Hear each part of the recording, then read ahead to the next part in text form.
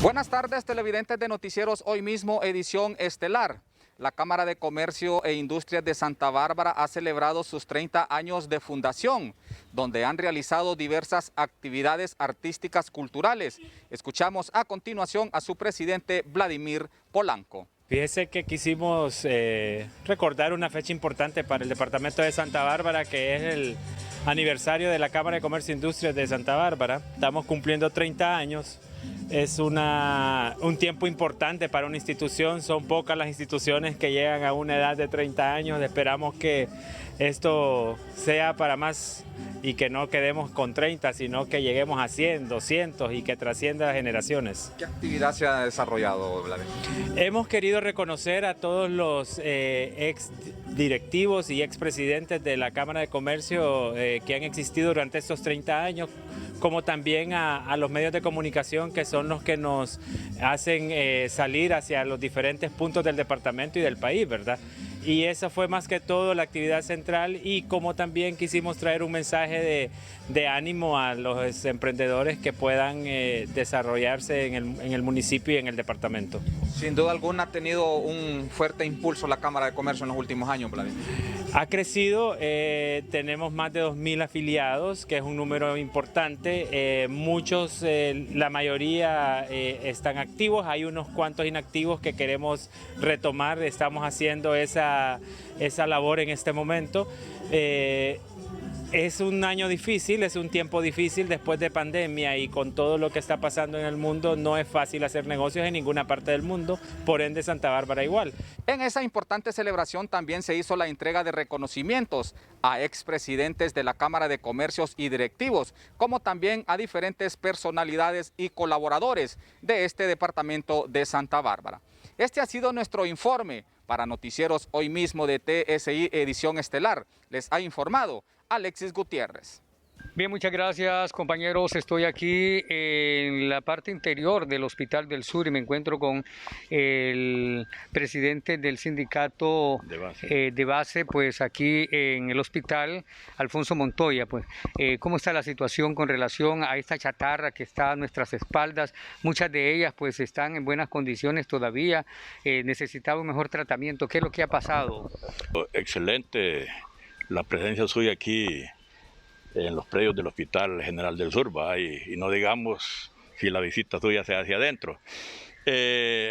La pregunta que me hace a que yo podía decirle sucio que hay dentro de aquí del hospital, vale la pena sinceramente que las autoridades, pues porque esto ya lo conocen ellos, ver de cómo hacen un estudio, cómo revisan si hay material que puede ser utilizable posteriormente. Clasificarlo. Clasificarlo exactamente, y lo que no sirve pues proceder a descartarlo, porque esto se ve completamente sucio aquí, ¿verdad? Y más bien ocupa espacio, porque el hospital cada día va creciendo más, entonces para poder aprovechar el terreno que hay aquí dentro del hospital. Bien, muchas gracias. Alfonso Montoya pues es el presidente del sindicato base aquí del hospital, y se está pidiendo a las autoridades que clasifiquen muchas de estas chatarras porque todavía pueden ser rescatables, y el hecho de que sea parte del gobierno no es para hacerlo, echarlo al borde de la basura. Este es un reporte de Javier Palma. Vuelvo con ustedes, compañeros, a estudios principales. Buenas tardes a todo el teleauditorio de Noticieros Hoy Mismo. El Departamento de Vigilancia Epidemiológica de la Región Sanitaria de Salud detalla que en este momento se encuentran en alerta amarilla ante los casos de dengue, por lo cual se están realizando varias labores de intervención. Escuchemos a Mario Barahona, quien es técnico de salud ambiental. Actualmente seguimos trabajando en lo que es arbovirosis, específicamente, ¿verdad?, con dengue. Bueno, tenemos municipios, ¿verdad?, que nos han presentado casos en la última semana, el caso de Moroselí, Danlí en principal, ¿verdad?, de los que más casos tira. También trabajando en lo que es la zona del Paraíso y en San Matías. Actualmente, pues los municipios que más han presentado, de acuerdo a la tasa, ¿verdad?, más casos, está Jacaleapa, Lauca, Potreríos, Moroselí, Baduancho, Danlí, ¿verdad?, Huinope, San Antonio de Flores, ¿verdad?, hasta ahí, con los que tenemos más en cuanto a la tasa, ¿verdad?, y en cantidad, pues Danlí es el que presenta siempre la mayoría de casos, y pues para eso se están haciendo diferentes intervenciones, ¿verdad? En lo que es la zona, ahorita se está trabajando con las nebulizaciones, ¿verdad? Hemos parado por lo que fue este tiempo que se vino de lluvia, pero continuamos, ¿verdad? El día de mañana estaremos ya con el sector 3, ¿verdad? Para la zona aquí de la Reforma. Es así que se hace siempre un llamado a la población para que pueda realizar las labores de limpieza en casa y poderles ayudar también a la destrucción de los criaderos del Aedes aegypti. Continuamos ahora con más información a través de su telenoticiero Hoy Mismo edición estelar. La noticia positiva es presentada gracias a Óptica Popular, la mejor óptica de Honduras.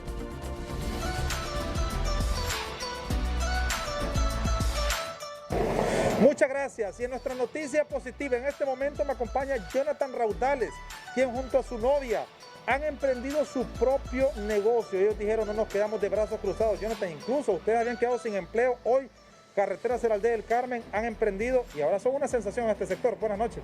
Así es. Mire que con la ayuda de Dios y el apoyo de algunos amigos y familiares, pudimos poner lo que es este pequeño negocio, ¿verdad? Todo comenzó primero con una maquinita de café. De ahí nace la idea y pues con la ayuda de Dios hemos ido progresando. Sí, One More Coffee le han puesto a ustedes. ¿Por qué ese nombre y qué ofrecen? One More significa uno más en español. Entonces la idea de nosotros es tener un café más, uno más, un restaurante más. Y junto a su novia, ¿qué es lo que ustedes le ofrecen a los clientes? Tenemos bebidas calientes como lo que es el café, el chocolate, tenemos chai, tenemos granitas de fruta, de café. Ofrecemos licuados y no solo bebidas, sino que también comidas, lo que son alitas, hamburguesas, tenemos asados también y sándwich cuando usted quiere comer algo un poquito más saludable. Con esto ustedes están demostrando que los sueños se pueden hacer realidad. ¿Y cuál es su sueño principalmente? Principalmente sería abrir otro negocio o muchos más, ¿me entiendes? Creo que nuestra familia es la que nos ayuda a mantenernos de pie, pues también, ¿verdad? Para salir y progresar. Jonathan, ¿y cómo los pueden contactar a ustedes para comprar sus productos e incluso dónde los pueden ubicar? Nos pueden buscar por medio de las redes sociales en Facebook y en Instagram como One More Coffee en Restaurant, al número de teléfono 9961-7856. Les atiende su servidor. Muchas gracias. A Jonathan Raudales y Brenda Maradiaga es la novia, con quienes han emprendido este espectacular negocio, un café, One More Coffee. Continúa informando a través de Noticieros Hoy Mismo. La noticia positiva fue presentada gracias a Óptica Popular, la mejor óptica de Honduras. Muchas gracias, Jason Maldonado. Cuando más temprano hemos abordado a la coordinadora de Alianza por la Paz, Ninosca Ramos, que nos da cifras escalofriantes en el departamento de en Comayagua, que justamente en este caso han incrementado los casos en abusos de menores hasta llegar al embarazo. Escuchemos a continuación. Comayagua representa el cuarto departamento con mayores denuncias, con mayor número de denuncias de abuso sexual infantil. Los índices en Comayagua no se mantienen, los índices en Comayagua también están creciendo y es por eso que estamos apoyando esta campaña, que lo que busca es dar información a las personas, a la comunidad, a la sociedad, para que se pueda denunciar el abuso sexual infantil. No podemos permitir que esta conducta se continúe normalizando en el país. Los índices son alarmantes. En un reciente estudio presentado por una de nuestras organizaciones socias, se revela que el abuso sexual infantil está creciendo 25% cada año. Bueno, crece el abuso, pero también la impunidad justamente en el departamento de Comayagua. Son cifras, repito, alarmantes y que justamente hay que prestarles mucha atención. Desde aquí, desde la ciudad de Cihuetepeque, vamos hasta la ciudad colonial con usted, Nelly Martínez. Buenas noches.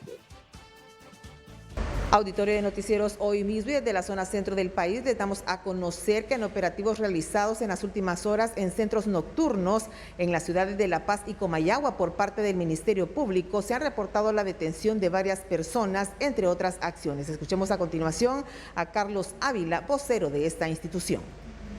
Se inspeccionaron todos los centros nocturnos de esas localidades, bares, billares, cantinas, donde se practicaron registros a personas, algunos de ellos detenidos por faltas a la convivencia ciudadana, y también para prevenir que en estos lugares se esté portando armas de manera ilegal o que haya personas que anden cometiendo el delito de tráfico de droga en modalidad de posesión. Únicamente se reportaron 3 personas detenidas mediante estos operativos, pero por faltas a la convivencia, ya sea porque estaban realizando alguna acción de escándalo o no estaban debidamente identificados y se alteraron al momento de pedirle los documentos. Sin embargo, se continúa periódicamente con esto y es positivo que ya no se están encontrando menores de edad en estos lugares, porque esto quiere decir que a raíz de estos operativos los propietarios están tomando medidas para pedir la documentación y al momento de ingresar a estos lugares. Son trabajos que realiza la Fiscalía de manera permanente para prevenir menores de edad en estos lugares y también prevenir diferentes delitos. Estos operativos son para prevenir diferentes ilícitos en la zona centro del país. Con este informe damos paso a los estudios principales de los noticieros hoy mismo. Desde Comayagua en cámaras, Marvin Coreales informó Nelly Martínez. Estás viendo este programa gracias a Mencetamol, alivio de fiebre y dolor con Mencetamol, bebible, un producto de Grupo Menarini.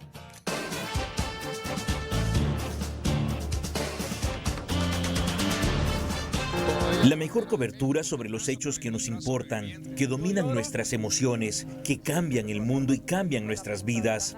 Hay muchas noticias todos los días, pero lo más importante son las historias detrás de las noticias. Y la gente siempre es y será el centro de las historias. La información, la orientación, el diálogo, las distintas opiniones con los protagonistas que toman decisiones son importantes, pero la sensibilidad, la solidaridad y la gente es lo que cuenta. Un aplauso, por favor. Muy bien, excelente. Gracias a Dios. 30-30, un compromiso con Honduras.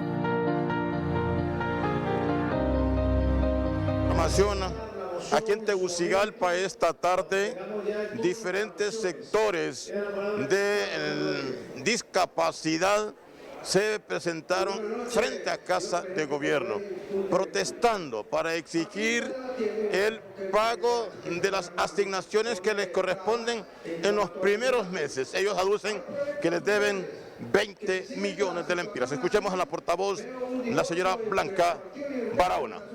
Soy parte de la comisión, ¿verdad?, de la planificación de la coordinadora de instituciones y asociaciones de rehabilitación de Honduras, de las otras organizaciones independientes, que hemos decidido venir a Casa Presidencial a hablar con la presidenta de la República, Xiomara Castro de Zelaya, para demandar de manera urgente que se nos entreguen los 2 subsidios del primer trimestre y segundo trimestre de este año, que están en calamidad las organizaciones que damos rehabilitación en Honduras. Aquí estamos las instituciones de personas con discapacidad, de las organizaciones y las personas con discapacidad, sus familiares, sus padres, demandando una atención para que de inmediato se nos dé el subsidio que se nos asigna cada año. ¿Cuánto les adeudan? Son 52 organizaciones que no cuentan con los recursos necesarios para poder estar brindando los servicios.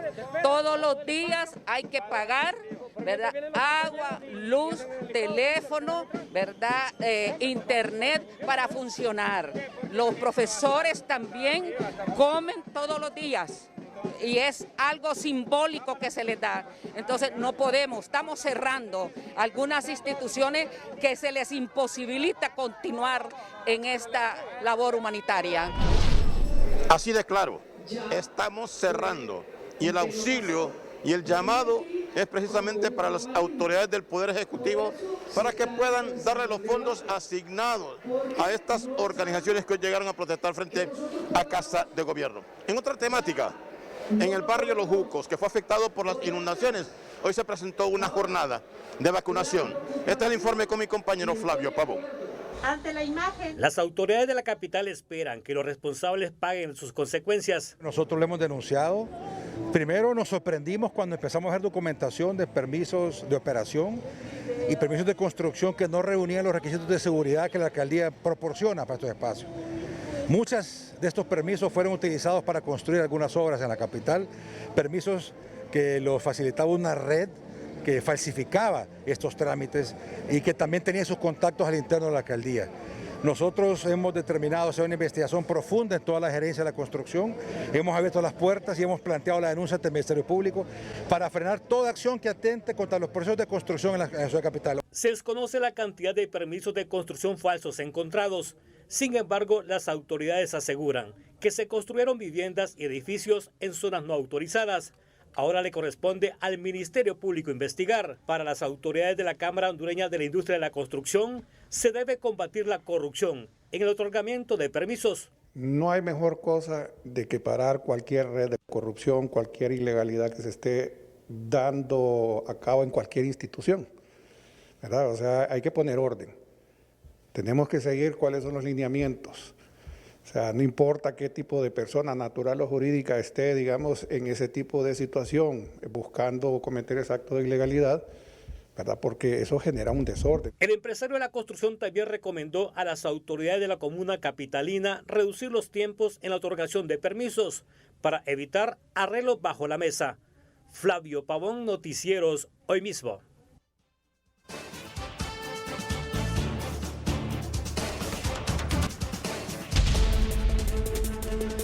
El salvadoreño Vidal Martínez, de 38 años de edad, alias Cotuso, miembro activo de la Mara Salvatrucha, fue capturado hoy en Omoa Cortés cuando cruzaba de manera ilegal por Honduras con destino final Guatemala. Según información recabada por la Policía Nacional, este tiene una notificación roja internacional por el delito de homicidio. Jorge Rodríguez, de 58 años de edad, fue encontrado muerto hoy a tiros y embolsado en un basurero ubicado en la colonia Sinaí, en el sector Rivera Hernández, en San Pedro Sula. Según conocidos, la víctima se dedicaba a recolectar botes plásticos. Con más de 400 bolsas plásticas conteniendo en su interior marihuana y cocaína, fue capturado hoy Kevin Rosales, de 24 años de edad, miembro de la banda Los Solanchanos. Este se dedicaba a la distribución de droga en el sector Rivera Hernández, en San Pedro Sula. Más de 150 viviendas fueron fumigadas hoy por el personal de salud municipal en la colonia San José 5 en San Pedro Sula, con el objetivo de prevenir el dengue y el chikungunya en la población, matando al zancudo transmisor. José Luis Herrera, Noticieros Hoy Mismo. Muy bien, gracias José Luis Herrera por la información en San Pedro Sula, y estos son titulares de otras noticias importantes de hoy. Los titulares son presentados por el nuevo Dynamax Plus, un plus de potencia, un plus de protección, una energía diferente. Al menos 21 personas muertas, entre adultos y niños, deja tiroteo en una escuela primaria de Texas, en Estados Unidos. Mejorar su futuro y pagar deudas era la razón por la que su hija migró a Estados Unidos. Es el desgarrador relato de madre de migrante muerta en naufragio. A 6 ascienden los migrantes hondureños muertos en naufragio de embarcación en Veracruz, México, entre ellos un menor de 3 años. Osman Vicente Ordóñez es el hondureño extraditable que la Interpol capturó en Panamá por delito de doble asesinato. A 24,000 millones de lempiras anuales ascienden pérdidas de la Empresa Nacional de Energía Eléctrica, según informe presentado por la Asociación para una Sociedad Más Justa. Francisco Morazán, El Paraíso, Choluteca, Valle y Ocotepeque se mantienen en alerta verde por lluvias durante 24 horas. El exdirector, el encargado de llaves y 3 miembros de seguridad interna de la Granja Penal de Comayagua, culpables por la muerte de 360 reos en incendio el 14 de febrero de 2012. Congresistas solicitan al presidente Joe Biden ampliar el estatus de protección temporal TPS para los migrantes centroamericanos de Honduras, El Salvador, Nicaragua y Guatemala. Los titulares fueron presentados por el nuevo Dynamax Plus, un plus de potencia, un plus de protección, una energía diferente. Este es su noticiero Hoy Mismo con Edgardo Melgar. Esta es la noticia del día. Anoche fue la tragedia de los hondureños que murieron en las costas de Veracruz, en México, tratando de llegar a Estados Unidos. Ya se confirma, ayer los datos preliminares indicaban que eran entre 3 y 4 los fallecidos y más también desaparecidos y algunos sobrevivientes. Ya esta noche podemos confirmar que son 6 los fallecidos, 1 todavía se encuentra desaparecido y 4 sobrevivientes de este naufragio en Veracruz, en México, tratando de llegar a Estados Unidos. Todos son hondureños. Ya tendremos la información en unos minutos, pero antes, esta tarde una nueva masacre en Estados Unidos ha dejado 18 niños muertos. Mueren 18 niños y 3 adultos en un tiroteo en colegio de Texas. Mueren 18 niños y 3 adultos en un tiroteo en colegio de Texas.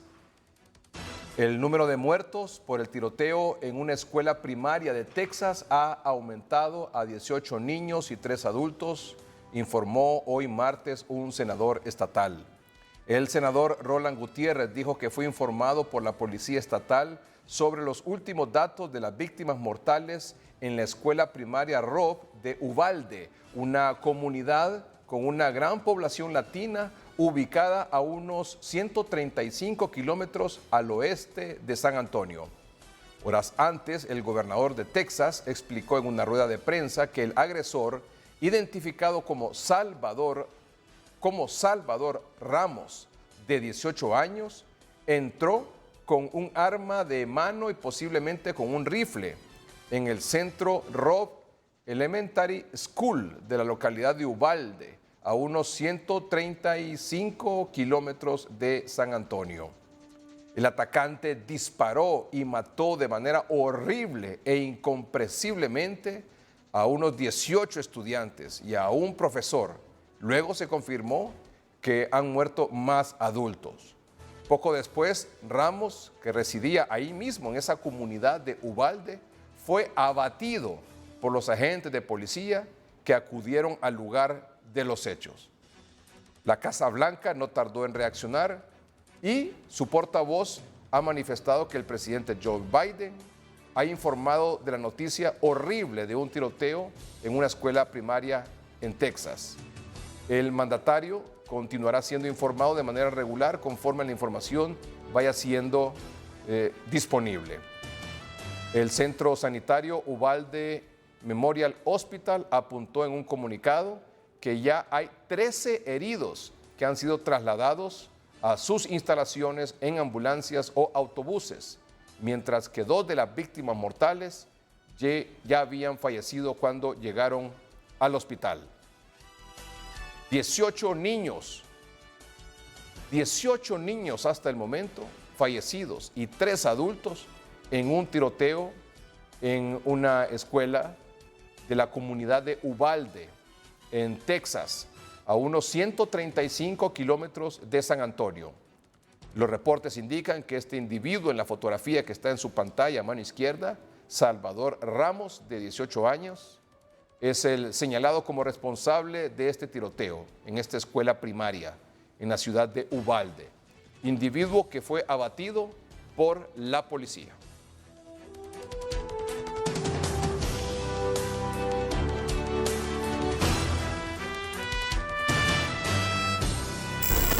Esta fue la noticia del día.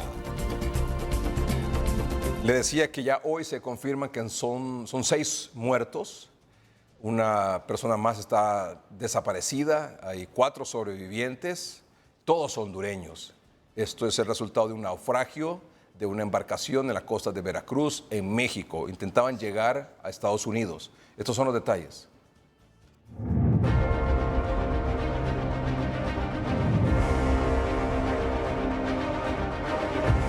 Sin importar los obstáculos a los que se enfrentarían, aguantando hambre, caminando largos trayectos, cruzando ríos y mares, todos buscando un solo objetivo, lograr el sueño americano.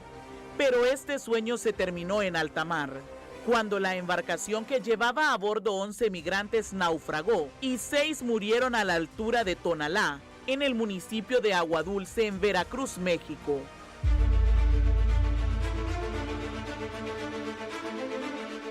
Los nombres de las víctimas mortales son Tania Yadira Espinosa López, originaria de Pinalejo, Santa Bárbara. Osman Javier Perdomo López, de San Pedro Sula. Oscar Alexander Argueta, de San Pedro Sula. Un menor de edad de San Pedro Sula. Tania Lisset Padilla Oviedo, también de San Pedro Sula y madre del menor de 3 años. Y un cuerpo no identificado, también de San Pedro Sula. Entre tanto dolor por la muerte de estos compatriotas, hay un poco de alegría. 4 sobrevivieron y relataron la pesadilla que vivieron. Es una desesperación. O sea, no se imagina que ella iba a morir, pues, ¿me entiendes? Pero gracias a Dios, él me ayudó y logré salir. Yo vengo solo, le digo, pago un viaje y ya. Salieron esparcidos todos, la marea los esparció y solo eso fue lo que pasó y yo logré salir porque me salvaron las personas de acá. Wilmer Escoto y Orlin Galdames también sobrevivieron, este último menor de edad, y es hijo de Tania Yadira Espinosa, quien falleció. La incertidumbre continúa. Aún hay una persona desaparecida. Autoridades mexicanas confirmaron que el conductor de la lancha viajaba a alta velocidad y que las fuertes olas del mar volcaron la embarcación. Los cuerpos de las víctimas serán repatriados a Honduras. Es importante saber que el consulado ya está trabajando en la repatriación, los procesos de repatriación de nuestros connacionales, pero se necesita que las personas, los familiares identifiquen a sus familiares y firmen la solicitud de repatriación. Asimismo, es importante saber que estamos trabajando con las autoridades de México en la ubicación de las otras personas desaparecidas y también es importante que sepan que estas personas que son sobrevivientes pues ya se encuentran en un albergue en Veracruz.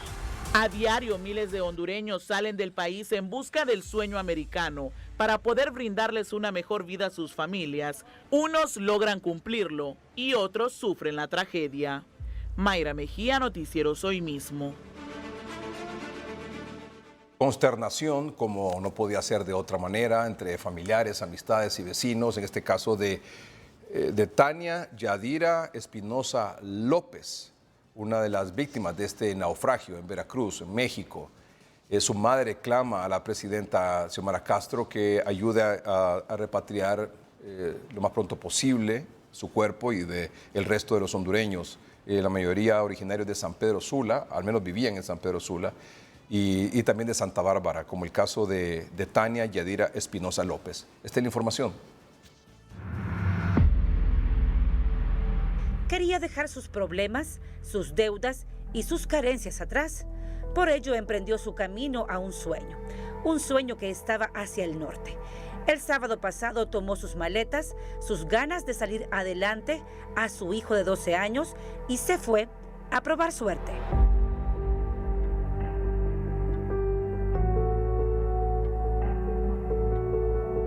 Yo la llevé a la terminal para que ahí le iba a recoger la coyota, pero nadie imaginaba lo que iba a ir.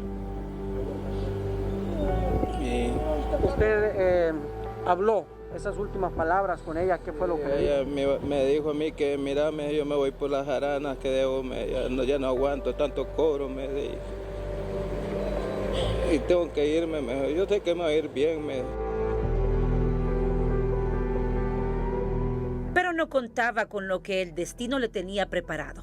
Su tía, quien mantuvo comunicación con Tania el día de su partida, no supo por qué 2 días después ya no obtuvo respuesta. ¿Por dónde vas, hermana? ¿Cómo va todo? Ella no contestó. Tania recorría territorio mexicano ya. Llegó a Veracruz de la mano de su hijo. Fue ahí donde el sueño se convirtió en una pesadilla. Él dice que cuando en el momento de que se dio vuelta la lancha, ellos se pudieron ver en el agua, desparcidos, pero ellos se pudieron ver y que ella le gritaba, dice él, que ella le gritaba y le decía, Mauricio, trate de flotar, póngase boca arriba, con las manos haga movimientos para que pueda salir a la orilla, dice que ella le decía. Y dice él que en el momento de que ella le estaba diciendo eso, vino una ola, dice él, y se la llevó a ella y a él lo tiró a la orilla. Tania había muerto frente a su hijo de 12 años. La noticia llegó rápido. 3 días después de partir, de dejar su puesto en el mercado de Pinalejo, la madre de 35 años había perdido la vida en la ruta migratoria. Junto a ella, 4 hondureños más perecieron. Quedaba todo por sus hijos y dio hasta su vida. Ella hasta los cumpleaños le celebraba a uno, cuando uno cumplía años, y una persona bien buena. Solamente les puedo decir que una linda persona. Pero ¿qué se va a hacer? Lo que Dios hace, ¿verdad? Ahí no se puede.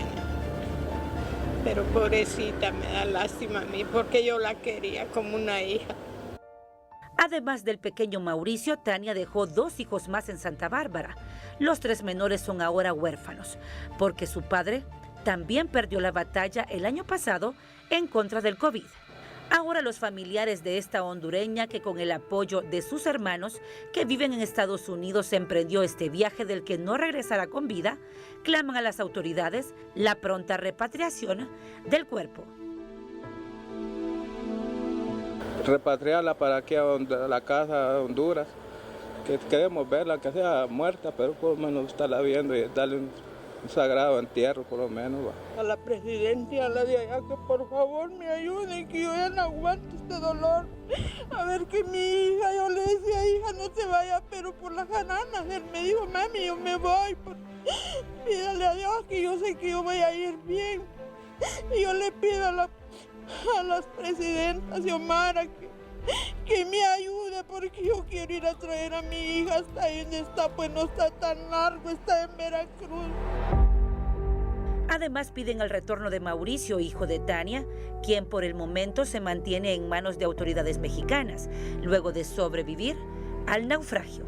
Con información de Orlin Martínez, Claudia Almendares, Noticieros Hoy Mismo.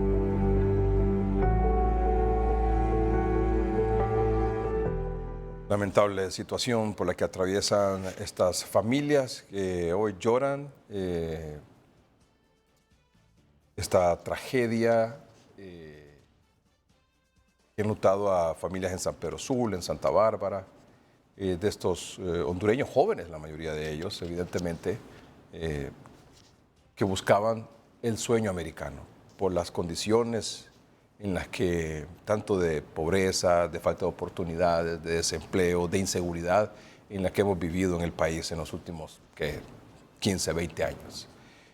Hay muchos retos por delante por enfrentar esta situación, para evitar que más hondureños continúen arriesgándose de esta manera, arriesgando su vida, la de sus hijos, unos por tierra, por el desierto, cruzando el río, luego ahora esta circunstancia de estos jóvenes que es menos usual, pero que como que ahora se está utilizando más este tipo de embarcaciones para tratar de llegar a Estados Unidos de esta manera. Es una aflicción, es una desesperación permanente por dejar el país, y muchos otros que logran, que son privilegiados, que pueden estudiar fuera y que no quieren regresar a Honduras, jóvenes sobre todo, en su mayoría. Y mucho talento que se está perdiendo, mucho talento que se va, mucho talento que no regresa al país, y jóvenes que recién se gradúan de sus universidades, que han tenido, gracias a sus padres, el esfuerzo, la posibilidad de estudiar, y que prefieren quedarse en Estados Unidos a pesar del dolor que implica también ese desprendimiento, esa falta de relación, de unión, por mucha tecnología que hay ahora. No puede sustituir una conversación, un abrazo, la cercanía de sus padres con los hijos, de la familia en general. Hay mucho reto por delante para enfrentar las causas que provocan esta migración permanente y cada vez mayor de hondureños, sobre todo los jóvenes.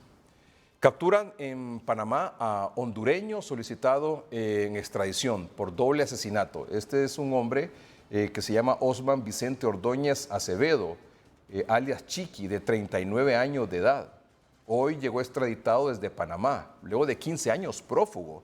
Fue enviado por un juez de ejecución a la cárcel de Támara en Francisco Morazán. Es decir, Honduras lo estaba reclamando en extradición para ser juzgado y para ser condenado aquí en el país por doble asesinato, acusado de doble asesinato.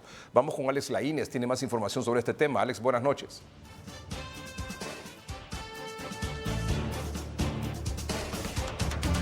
Muy buenas noches, licenciado Melgar, televidente de Noticieros Hoy Mismo. Como usted muy bien ha manifestado, fue el gobierno de Honduras quien solicitó en extradición a las autoridades judiciales panameñas del ciudadano Osman Ordóñez, quien es, como usted mencionó, hondureño de nacimiento, pero residente en ese país del Istmo Centroamericano, quien ya había sido condenado por dos delitos de asesinato. Quien nos amplía en detalle es el subcomisario Cristian Nolasco, portavoz de la Dirección Policial de Investigaciones, DPI.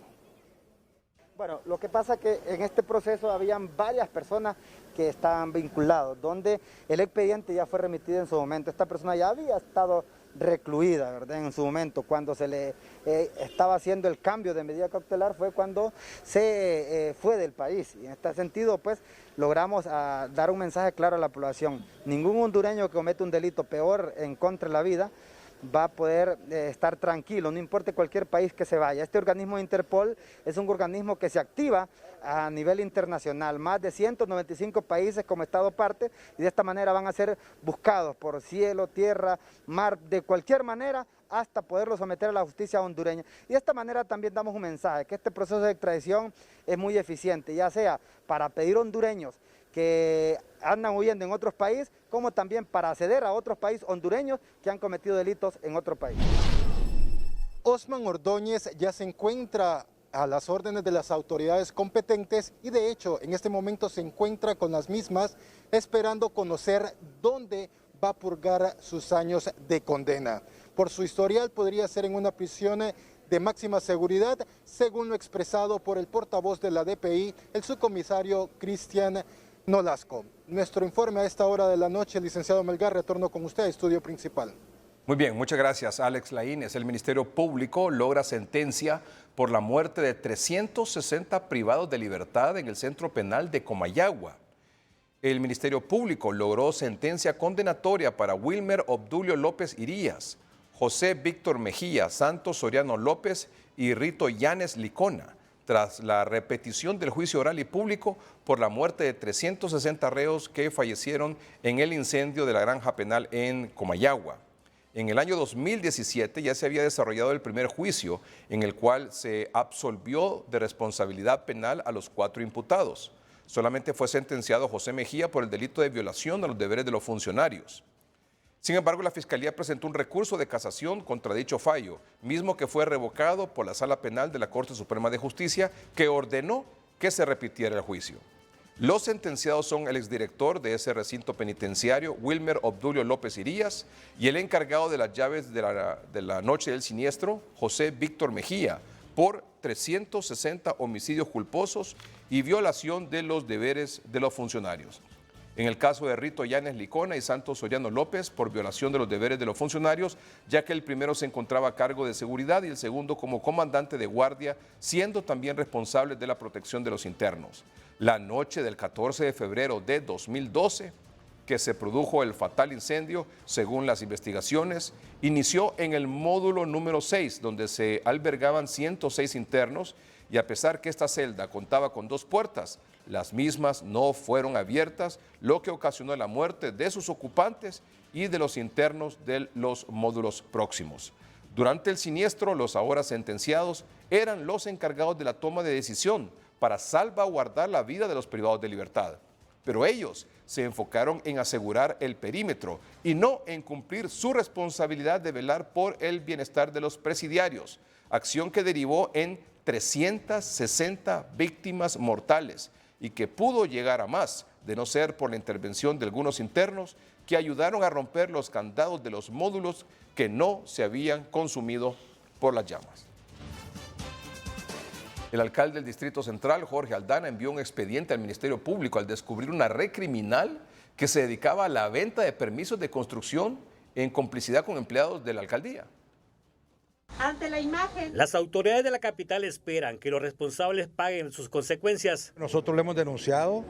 Primero nos sorprendimos cuando empezamos a hacer documentación de permisos de operación y permisos de construcción que no reunían los requisitos de seguridad que la alcaldía proporciona para estos espacios.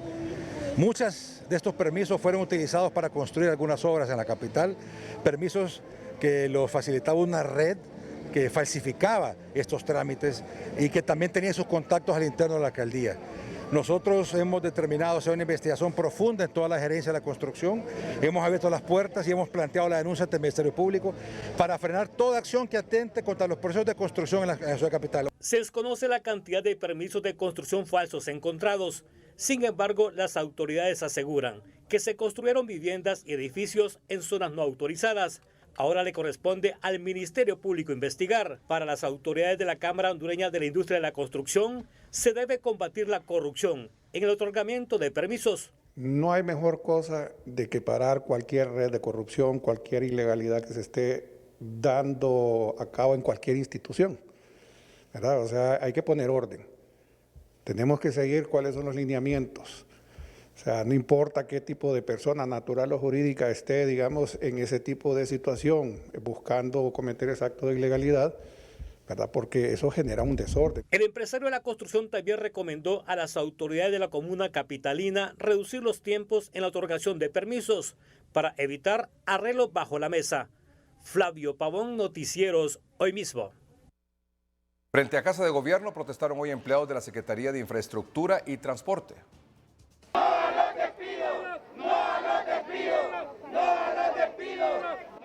Así protestaron hoy empleados de la Secretaría de Infraestructura y Transporte, que denunciaron que en los próximos días serán objeto de despidos basados en un PCM en donde se les violentarán sus derechos. PCM es bien claro y nos lleva a una liquidación total justificando un cambio de nombre que es el quinto proceso, repito, que estamos llevando. Una masacre laboral de la cual nosotros lo que estamos pidiendo es estabilidad de estos compañeros laborales. ¿Por qué? Porque el mismo PSM dice que va a reconocer la antigüedad y la experiencia. También aseguran que ya se han dado despidos en algunas modalidades de trabajo. Ya se dieron despidos, pero por la modalidad de contrato, que eran más que todos los jefes, fueron como unos 400 despidos. Ahorita viene la modalidad de jornal y ahora viene la modalidad después de acuerdo, que son la mayoría. Empleados hacen un llamado enérgico a la presidenta de la República. Lo único que le puede decir a la señora Xiomara Castro, tomas en la conciencia, hay muchas personas discapacitadas, personas de tercera edad, personas que hace poquito perdieron, por parte de la lluvia, perdieron su casa. Y estamos aquí esperando que nos resuelva pues y sea consciente, porque aquí todos tenemos el derecho al trabajo, ¿verdad? Al menos 2.000 empleados son los afectados y advierten que las acciones continuarán hasta que se les asegure que no serán despedidos sin justificaciones concretas y poder lograr un acuerdo con las autoridades. Erika Romero, Noticieros Hoy Mismo. Por segundo día consecutivo sigue tomado el Infob aquí en la capital, 10 días en San Pedro Sula y también está tomado la sede del Infob en La Ceiba. No tiene el perfil. La toma del Instituto Nacional de Formación Profesional es a nivel nacional, ya que son al menos 750 empleados los amparados en el contrato colectivo. La cláusula 98 del contrato colectivo reza un ajuste de salarios para los trabajadores en el mes de junio, dictaminado por el Banco Central de Honduras en su página de Índice General de Precios al Consumidor. El porcentaje varía entre 6.7 y 8.4. Nosotros no estamos en el extremo alto, estamos en el extremo justo, donde el Infob pueda cumplir su compromiso y los trabajadores también podemos estar satisfechos con eso. Las finanzas del Infob están golpeadas, asegura el director Freddy Cerrato, ya que más del 80% del presupuesto de este instituto se va en pago de salarios. Los salarios y gastos administrativos, más 132 millones que significan los beneficios en este momento al año del contrato colectivo, eso nos lleva a la parte administrativa de 994 millones, lo que representa un 87.7% de lo que es el presupuesto de ingresos y egresos del Infob, que asciende a la cantidad de 1.130 millones, dejándolos una diferencia del orden de unos 138 millones, que es lo que queda para las acciones formativas que se deben de hacer a nivel nacional. En reunión de junta directiva acordaron un llamado al diálogo para solventar la crisis. Estamos pidiendo que se agote el diálogo, hacemos un llamado a los compañeros de Infob que abran la institución, que se sienten, que pongamos los pies sobre la tierra y que echemos a andar la necesidad del pueblo. Lo que más nos importa es que no se afecte en los estudios, la preparación, que como decía el señor director don Freddy, por 2 años estuvo el INFOC cerrado por el tema de la pandemia y nuevamente se aperturó después del mes de marzo y no deseamos tener más atrasos con todo este tema de las capacitaciones y enseñanzas. El sindicato manifestó que continuarán con las tomas hasta obtener respuesta favorable a sus demandas. Evelyn Pérez, Noticieros Hoy Mismo. Son más de 80 las personas afectadas a nivel nacional quienes están exigiendo la destitución del director ejecutivo nacional de esta institución, Freddy Cerrato. 10 días de protesta sin claudicar, exigiendo el derecho, el respeto al contrato colectivo, ¿verdad? Y ya que este señor se ha encaprichado. Pero nosotros sabemos que por su accionar, él ya tiene como una alianza con la empresa privada, porque lo primero que vino a hacer fue a suscribir convenios, que en total de estos convenios suman 56 millones de lempiras al año que Infoc va a pagar, cuando el mismo sindicato se ha opuesto a esto, que en vez de utilizar ese dinero, que se vaya, que lo invierta en contratación de personal técnico docente y la compra de equipo que sí se necesita aquí en el Infoc. Los docentes piden hacer concurso interno y se les respete el contrato colectivo. Respeto al contrato colectivo. Le exigimos al señor Freddy Cerrato que respete la contratación colectiva, que ya tiene 47 años de lucha sindical. Él no puede venir ahorita a decir que nosotros somos unos asalariados, que somos unos privilegiados. Yo tengo 26 años de trabajar en el Infoc y soy instructor técnico en maderas. El sueldo que yo gano hasta el día de hoy ha sido por nivelación de acuerdo al alto índice de precios. No ha sido porque ni él ni otro director me ha regalado un peso a mí. Supuestamente Freddy Cerrato ha entregado nombramientos sin respetar la selección del personal académico para aplicar a una plaza permanente dentro de esta institución, por lo que estas acciones continuarán, aseguraron hoy los sindicalistas. José Luis Herrera, Noticieros Hoy Mismo.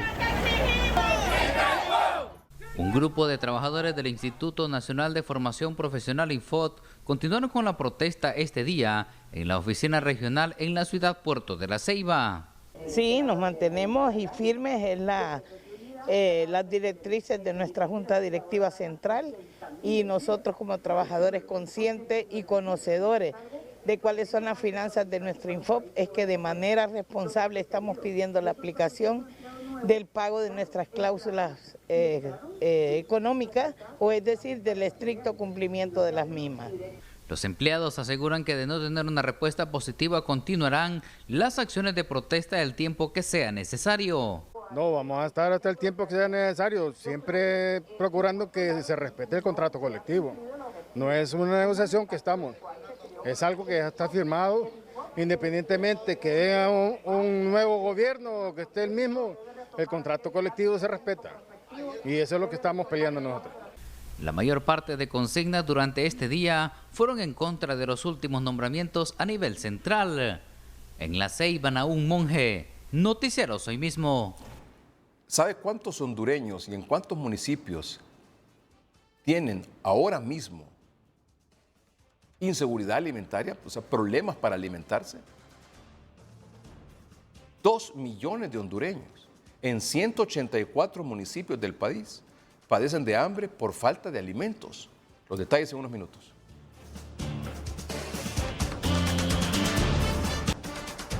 En un 50% incrementó el precio del querosén en comparación al año pasado. Estos son los detalles. El aumento del gas querosén es alarmante y preocupa a las pequeñas empresas que tratan de subsistir día a día, pero con el incremento es casi imposible, afirman. Ya no aguantamos porque cuando yo digo a pagar, lo que me queda es una miseria. Al menos yo ya no aguanto, pues. Hay días que tengo la depresiva y no quiero ni venir a vender, porque venir a vender acá significa traer dinero bastante para poder, con solo la carne es un pistal el que se va.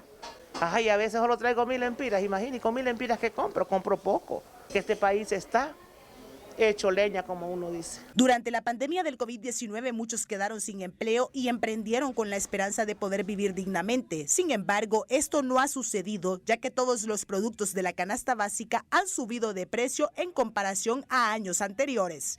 Sí, sí se ha sentido realmente y pues no solo en eso, también en lo de la canasta básica. Ha incrementado mucho y más para uno que lo poco que gana es para medio comer y ahorita está bien difícil la situación. Y aquí también ha bajado un poco lo de la venta. Piden al gobierno buscar un equilibrio o rebaja ante el alarmante incremento. A la presidenta que se ponga pilas y que le baje a todo porque vamos a comer nada. Si ahorita medio comemos, después vamos a comer nada. Porque antes comprábamos, como le digo, un galón de gas que valía 50 lempiras y venía lleno. Debido a que el conflicto entre Rusia y Ucrania continúa, las proyecciones, según expertos, es que el alza en los combustibles seguirá en aumento. Loren Dolmo, Noticieros Hoy Mismo. Más de 67 millones de lempiras pierde a diario la Empresa Nacional de Energía Eléctrica debido al hurto de energía y la falta de inversión para mejorar su desempeño. Según el estudio de la ASJ, la situación del subsector eléctrico y de la ENE tiene un impacto en la economía nacional de al menos 24.500 millones de lempiras al año. Un sector que hoy por hoy sigue siendo el agujero más grande, un agujero negro que tiene las finanzas públicas. Cálculos de la ASJ, eso estiman que cada día perdemos por lo menos 67 millones de lempiras en esta empresa. La ENE enfrenta un 30% de pérdidas técnicas y no técnicas según ASJ, que lo atribuye a un mal manejo en la distribución, irregularidades en 27 de 84 contratos de generación de energía, una elevada mora que se duplicó entre 2016 y 2021, el hurto de energía que alcanza el 70% de las pérdidas y el incumplimiento del contrato por parte de EEH. Pero por supuesto, ¿no? Esto es algo que deriva al final en que el gobierno tenga que utilizar sus propios recursos que podrían servir para educación y para salud y para mejorar las carreteras y otras cuestiones que son elementales en la tarea del sector público. Y tenga que descuidarse para que se pueda solventar el problema del ENE, ¿no? De eso deriva que hoy la ENE adeude más de 14.000 millones de lempiras a las empresas generadoras de energía y se refleja en un deficiente servicio y a un alto costo para los abonados. Lamentablemente, en los últimos años hemos ido adquiriendo deuda, colocando bonos e invirtiendo en una empresa que tristemente no ha generado en los últimos años, y es importante mencionarlo, ya por muchísimos años, la rentabilidad que se requiere. ASJ considera que la insostenibilidad financiera de la ENE drena recursos que podrían usarse para atender problemas de salud, educación o seguridad. Eddie Quintero, Noticieros Hoy Mismo. Al menos 2 millones de hondureños en 184 municipios del país padecen de hambre por la falta de alimentos debido a la escasa producción de cultivos de granos básicos especialmente. Más de 200.000 productores serán beneficiados a pesar de eso con el bono tecnológico y además con ayuda alimentaria, es lo que ha anunciado el gobierno. Fertilizantes, semillas y productos contra plagas son parte del bono tecnológico que está valorado en 700 millones de lempiras, mismo que será destinado a 200.000 productores de los 298 municipios del país. Y su objetivo es garantizar alimentos en las familias, principalmente con la producción de maíz y frijol. Y con la contratación de un contingente de 200 técnicos que están distribuidos en todo el país, se está confirmando esos productores con coordenadas en campo. Vamos a poder monitorear la siembra que hagan estos participantes a través de un software, ¿verdad?, que nos va a decir que efectivamente están usando para lo que se destina esta ayuda. Entiendo que sí, que en los 298. No sé cómo está el municipio de Islas de la Bahía o algunos municipios donde no haya una actividad agrícola. Y es que la preocupación de una inseguridad alimentaria aumenta debido a las proyecciones de temporada de lluvia, lo que pone en riesgo las cosechas según agricultores y ganaderos. Y esto pues sí preocupa porque todavía hay muchas unidades productivas que no tienen acceso a sistemas de riego, ¿verdad? Entonces ya en el mes de junio los cultivos van a andar alrededor de unos 30, 40 días, ¿verdad? Porque sale más barato producir los alimentos de la población hondureña aquí en el país que estar importando alimentos. El cambio climático es un detonante. Según las estadísticas sigue lloviendo lo mismo en el año, pero tenemos periodos secos más largos y más intensos y lluvias más intensas pero en periodos más cortos. El asunto es que no hay una ventana bien definida actualmente por el cambio climático para hacer estas siembras. Es por eso que nos tenemos que adaptar y conseguir esas prácticas que nos lleven a diseñar modelos de producción sostenibles. 2.4 millones de hondureños estarían en riesgo de una inseguridad alimentaria en 184 municipios del país, según el Programa Mundial de Alimentos. Erika Romero, Noticieros Hoy Mismo. Honduras se ubica en el puesto 165 entre los 180 países en índice de libertad de prensa 2022, según Reporteros Sin Fronteras. En este tiempo, esta es la reacción de los periodistas al darse cuenta la posición de Honduras en el índice de la libertad de prensa 2022. Únicamente refleja la realidad que viven los periodistas hondureños. En este tiempo aún siguen persistiendo las amenazas, los atentados, los hostigamientos, las extorsiones, el desplazamiento y los crímenes contra periodistas. Muchas de las amenazas y muchos de los hostigamientos provenientes de agentes del Estado. La situación no ha cambiado en Honduras en los últimos años y no se prevé que en esta administración o este gobierno sea la diferencia. También aseguran que la impunidad aún continúa. Tenemos más de 90 personas vinculadas al quehacer de los medios de comunicación que fueron asesinados en 20 años y hay una enorme estela de impunidad, apenas 4 sentencias de 90. También tenemos alguna normativa jurídica que nos pone en vulnerabilidad, como el Código Penal en su capítulo 3, los delitos contra el honor. Hay alrededor de 40 periodistas que han sido judicializados, condenados y otros están inclusive hasta en condición de prófugos, porque esta ley sanciona y encarcela a los periodistas por algún tipo de exceso en el uso de la libertad de expresión y la libertad de prensa. Al menos 67 casos de periodistas fueron atendidos en la unidad de desplazamiento forzado del CONADE desde 2016 a la fecha, 51 en riesgo de desplazamiento y 16 víctimas de desplazamiento. Jackie Redondo, Noticieros Hoy Mismo. Doctora Silvia Margarita Portillo. Buenas noches, licenciado. Patóloga, epidemióloga y catedrática universitaria. Gracias por estar con nosotros esta noche. Gracias a usted por invitarme. Tengo 4 preguntas para usted. Bueno, vamos a ver. Desde la semana pasada, pero como hemos estado con este asunto de la viruela del mono y usted sabe esto y lo demás, nos hemos atrasado en eso. Hubo un movimiento en falso de alguna gente en la Secretaría de Salud, que no es el ministro, porque él está claro en el asunto, pero hubo un movimiento en falso al final, tendiente a quitar la mascarilla. Por el tema COVID. Por el tema COVID, pregunta, ¿es tiempo de quitarse la mascarilla? ¿Sí o no? No, o sea, ya quedamos en que hasta que sea el 80% de población con el esquema completo es que se va a poder pensar en retirar la mascarilla. Ese 80% de la población con esquema completo, ¿cuántas dosis son? Es 2 dosis completas, 2 dosis, ese es el esquema completo. Y idealmente con 3 dosis, con un refuerzo.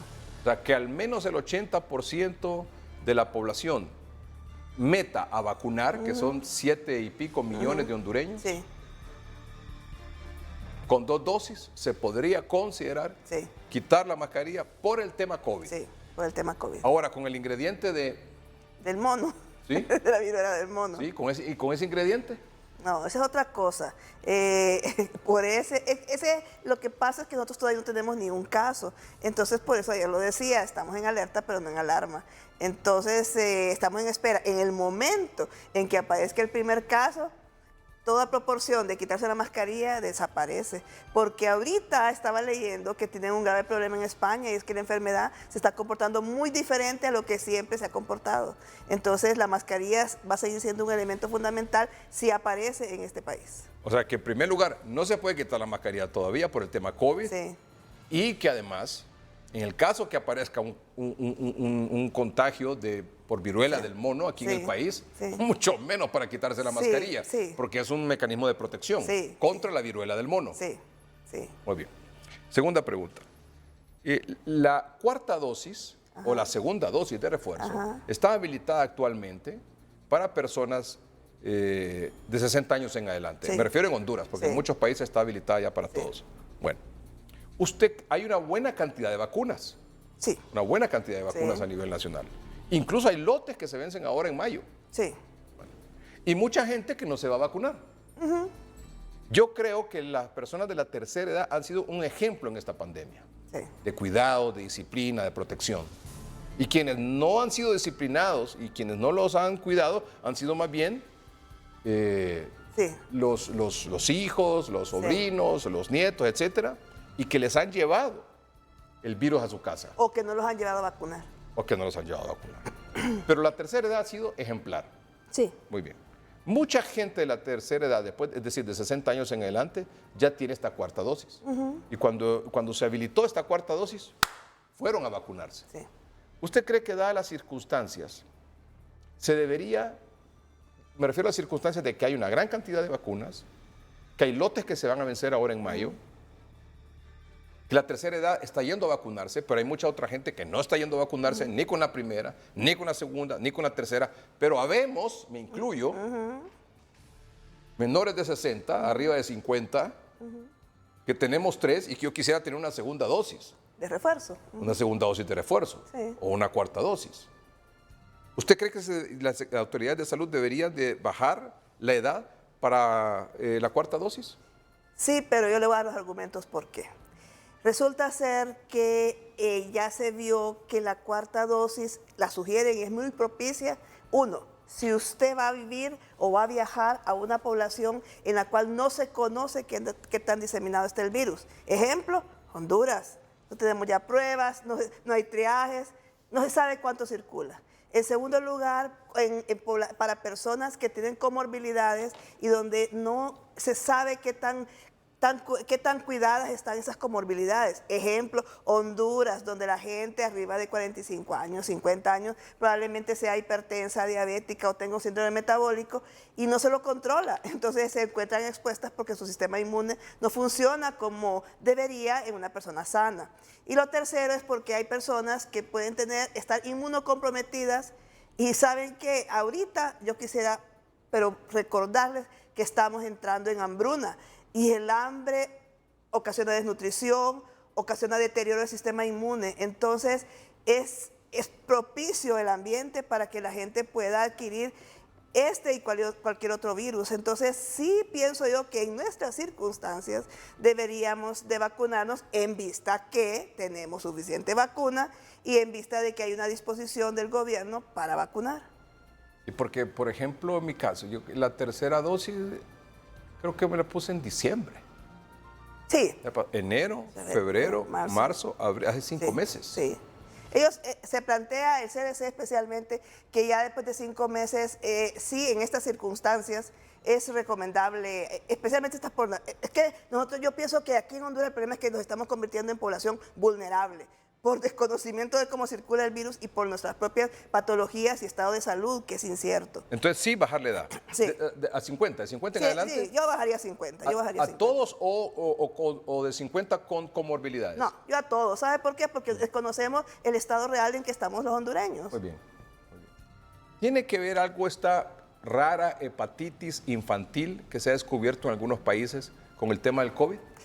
Pues mire, hace una semana yo le hubiera dicho que no, pero ahora, casualmente este lunes que vine, estaba estudiando y viendo que han encontrado que resulta ser que hay una proteína del virus que mutante, está mutando, que se parece al hígado. Entonces el cuerpo lo está interpretando como que es el hígado. Y entonces está atacando y entonces se ha convertido en una reacción autoinmune. Lo interesante es que está atacando principalmente niños, ¿verdad? De 2 a 6 años, pero aparentemente ese es el problema, ¿verdad? Que se está convirtiendo en una reacción autoinmune, pero no relacionada con vacunas. O sea, yo quiero ponerlo en énfasis que no es relacionado con vacunas, sino que con el virus de SARS-CoV-2 que produce el COVID-19. La cuarta, hay muchos virus que están, la influenza. Sí. Virus de la influenza. Sí. La influenza la manifestación es gripe. Sí. Es muy similar, es muy similar al COVID. Vaya conmigo.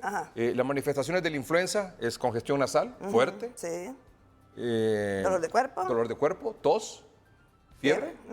Sí. Esa es más o menos la manifestación de la influenza. Dolor de cabeza. Dolor de cabeza, fiebre, tos, congestión nasal. ¿Cuál es la diferencia entre la influenza y el COVID? ¿Cómo distinguir una cosa de la otra? Mire, es que podemos hablar clínicamente es difícil, especialmente al inicio de ambas enfermedades. Lo que hay que entender es que la influenza no es, o sea, el COVID es mucho más transmisible que la influenza. El periodo de incubación de influenza es más corto. O sea, usted se pone en contacto con alguien de influenza y al segundo día ya puede estar desarrollando. Aún con Omicron, ¿verdad? Omicron se puede tardar hasta 7 días todavía, una semana, hasta 12 días están encontrando. Pero si uno de nuestros amables televidentes está viendo el programa y dice, tengo gripe, me tengo que sacudir la nariz 10 veces al día, estoy un poco de tos, entonces le dice a alguien ahí, es COVID. Sí. Entonces, ¿tiene que irse a hacer una prueba o no es necesario meterla? No, tiene que hacerse la prueba. Tiene que hacerse la prueba. El problema es que Omicron puede salir a veces negativo, pero tiene que hacerse la prueba e incluso hacerse prueba para influenza, para comprobar cuál de los dos. ¿Por qué? Porque también hay otros virus que son similares a influenza y a COVID, ¿verdad? Y circulan con nosotros. No sé quién decía el otro día que una de las diferencias es que en el caso del COVID va complicándose y la influenza va disminuyendo con el paso de los días. Eso depende. O sea, algo que tienen en común es que las poblaciones vulnerables en riesgo son las de mayor edad. Los ancianos, y por eso hay que vacunarlos también en época ahorita de influenza. Pero es estacional. Pero lo que sí es cierto es que la influenza tiende a autolimitarse, mientras que el COVID tiene siempre un riesgo de complicarse, dependiendo de las circunstancias y personas y edad, riesgo, etcétera, que conocemos. Entonces, la influenza tiende a eso, más a autolimitarse. El virus también ha mutado de manera que se ha vuelto, o sea, la mayoría de los casos puede ser leve, aunque también puede ponerse grave, mientras que el COVID no, el COVID más bien ha mutado a formas que pueden ser más graves. El caso de Omicron es excepcional, aunque ya hay una variante de Delta que está empezando a circular. Entonces, el COVID es más errático, el virus del COVID es más errático y está mutando a formas inesperadas. Y con el COVID le va a ir según esté en su estado vacunal. Exactamente. Con influenza ayuda mucho el estado vacunal, pero con COVID definitivamente el estado vacunal va a marcar más la diferencia. ¿Estar vacunado contra el COVID le ayuda a prevenir la influenza? No, son virus diferentes. ¿Y estar vacunado contra la influenza le ayuda a prevenir el COVID? No, son virus diferentes. Son virus diferentes. Es que mire, el problema es que son virus diferentes, entonces sí hay una prevención, pero se tiene que vacunar diferente. Ahora, lo que se sugiere es que usted se aplique COVID hoy y en 15 días influenza. ¿Pero para qué? Para vigilar que los efectos adversos de la de COVID no se confundan con los que puede producir influenza. Entonces, es por eso que se establece ese tiempo de lapso. Pero en un momento dado, en Estados Unidos le decían a la gente que podía poner en un brazo influenza y en el otro COVID. Pero la verdad es que es mejor separarlos para vigilar mejor las manifestaciones adversas. Gracias, doctora. Ya volvemos. Despedimos el programa. Gracias, doctora, por estar aquí. Su mensaje. Que por favor los líderes familiares, papás, mamás, líderes comunitarios, alcaldes, religiosos, maestros, que se vacunen. Esa es una de las razones por las cuales la gente no se está vacunando, porque no tienen un rol que los influencie hacia la vacunación. Y más bien están dando mal ejemplo. Por favor, eso ya líderes que vacunen, que se vacunen para que den ejemplo. Exacto. Y Y motivar a vacunar, a la vacunación contra el COVID. Sí, y contra la influenza también. Contra todo. Muy contra bien. todo. Gracias, doctora. Gracias a ustedes por su noches. atención. Buenas noches y que estén bien.